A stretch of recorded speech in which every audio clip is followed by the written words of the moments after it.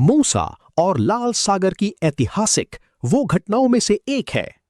Abrahamic परंपराओं, विशेष रूप से यहूदी, ईसाई और इस्लामी परंपराओं में अत्यंत महत्वपूर्ण स्थान रखती है। ये केवल एक ऐतिहासिक या धार्मिक घटना नहीं, बल्कि विश्वास, साहस और ईश्वर की शक्ति का प्रतीक भी है। बहुत समय पहले मिस्र की भूमि पर फिरौन का शासन था। वो एक अत्याचारी राजा था जिसने इस्राएलियों, बनी इस्राएल को गुलाम बना रखा था। वे लोग वर्षों से कठोर श्रम कर रही थी, ईंटें बनाना, भवन निर्माण करना और बिना किसी दया के कठिन जीवन जीना। इस्राएली लोग ईश्वर से मुक्ति की प्रार्थना करते थे। इसी समय एक बालक का जन्म हुआ, मूसा। कहा जाता है कि फिरौन को भविष्यवाणी मिली थी कि इस्राएलियों में से एक बालक जन्म लेगा जो उसकी शासन की अंत का कारण बनेगा। इस भय से उसने आदेश दिया कि इस्राएली नवजात बालकों को मार दिया जाए।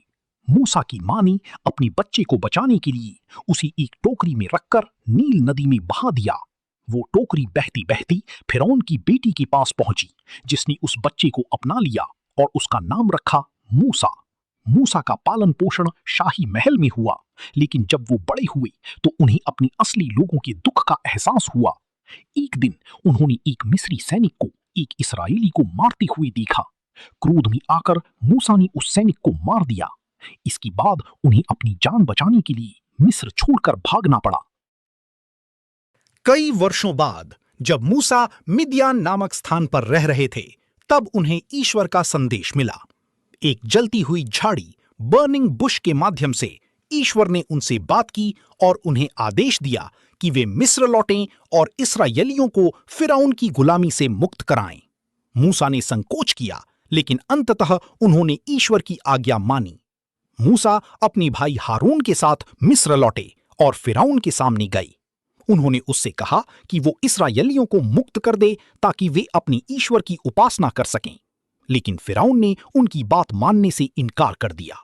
इसके बाद मिस्र पर कई विपत्तियां आईं, जैसे पानी का खून बन जाना, टिड्डियों का हमला, अंधकार छा जाना आदि।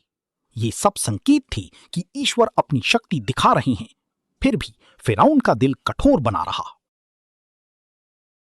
अंततः एक भयंकर विपत्ति आई, जिसके बाद फिरौन ने इस्राएलियों को जाने की अनुमति दे दी।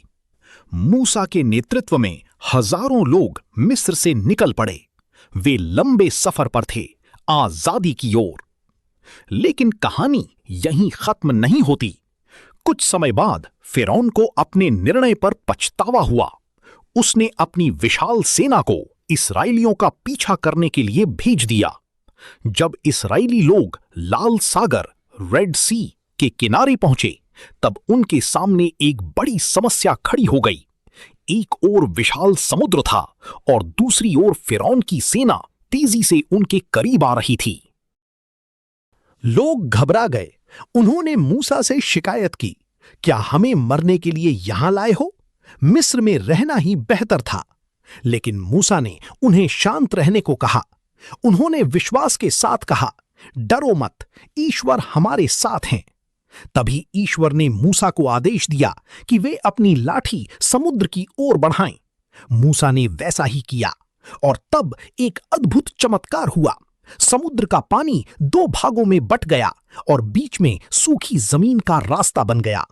ये दृश्य अविश्वसनीय था। दोनों ओर पानी की दीवारें खड़ी थीं और बीच में एक रास्ता। मूसा और उनके लोग उस रास्ते से होकर समुद्र पार करने लगे। ये केवल शारीरिक यात्रा नहीं थी, बल्कि विश्वास की भी परीक्षा थी। वे लोग एक एक कदम आगे बढ़ते गए, ईश्वर पर भरोसा रखते हुए। जब फिरौन की सेना भी उसी रास्ते पर उनका पीछा करते हुए समुद्र में घुसी, तब ईश्वर ने फिर से मूसा को संकेत दिया। जैसे ही इस्राएली सुरक्षित पार पहुंच गए, समुद्र का पानी वापस अपने स्थान पर आ गया। फिरौन की सेना उस पानी में डूब गई और उनका अंत हो गया। इस घटना के बाद इस्राएली लोग पूरी तरह स्वतंत्र हो गए। उन्होंने ईश्वर की महिमा का गुणगान किया और मूसा के नेतृत्व को स्वीकार किया। ये घटना उनके इतिहास का एक महत्वपूर्ण मोड़ बन गई। मूसा और लाल सागर की ये कहानी कई गहरे संदेश देती है। सबसे महत्वपूर्ण है विश्वास। जब परिस्थितियां असंभव लगें, तब भी विश्वास बनाए रखना चाहिए। दूसरा संदेश है साहस। मूसा ने अकेले एक शक्तिशाली राजा का सामना किया और अपने लोगों को आजादी दिलाई। तीसरा संदेश है ईश्वर की शक्ति और न्याय। अत्याचार चाहे कितना भी बड़ा क्यों ना हो, अंततः न्याय की जीत होती है। ये कहानी आज भी लोगों को प्रेरित करती है। चाहे जीवन में कितनी भी कठिनाइयां क्यों ना आएं, यदि विश्वास और धैर्य बना रहे तो हर लाल सागर को पार किया जा सकता है। ये कहानी आज भी लोगों को प्रेरित करती है। चाहे जीवन में कितनी भी कठिनाइयां क्यों न आएं, यदि विश्वास और धैर्य बना रहे तो हर लाल सागर को पार किया जा सकता है। ये सिर्फ कहानी नहीं, सच्ची घटना है। अगर आपको ये पवित्र कहानी पसंद आई हो तो लाइक, शेयर और सब्सक्राइब जरूर करें।